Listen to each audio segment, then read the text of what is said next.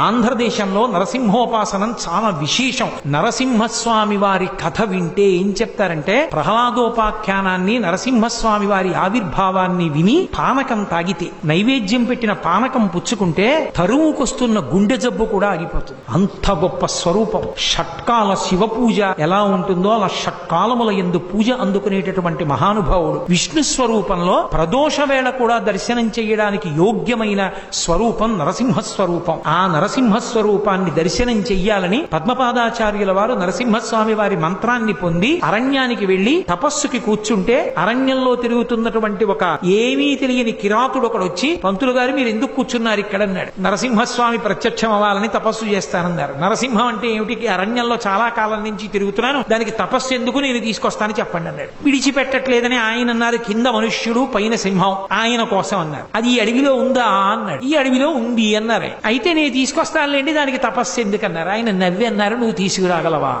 రేపు రాత్రిలోగా తీసుకురాకపోతే నా ప్రాణాలు విడిచేస్తాను పంతులు గారు, సరేనా?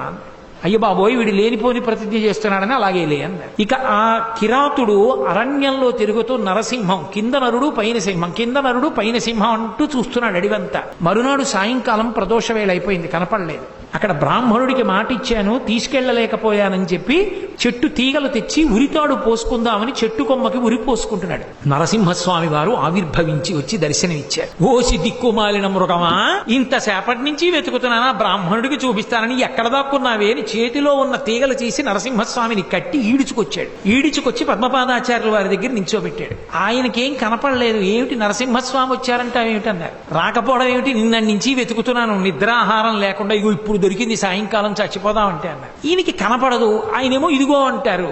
అప్పుడు ఆయన కనపడలేదు, మాట వినపడింది పద్మపాదాచార్యుల వారికి. కొన్ని కోట్ల జన్మలు తపస్సు చేస్తే ఎంత దృష్టి కేంద్రీకరణతో చెయ్యాలో అంత దృష్టి కేంద్రీకరణతో నిన్నటి నుంచి ఇవాళ సాయంకాలం వరకు కింద నరుడు పైన సింహం, కింద నరుడు పైన సింహం అంటూ వెతికాడు. అతని తపస్సుకి మెచ్చి ప్రత్యక్షమయ్యాను. నీకంత తపస్సు లేదు, కనపడను, కానీ నన్ను నీకోసం తీసుకొచ్చాడు కాబట్టి ఒక వరం ఇస్తున్నాను, సంతతము నీ వెంట ఉండి నీకు అవసరమైనప్పుడు రక్ష చేస్తానన్నారు.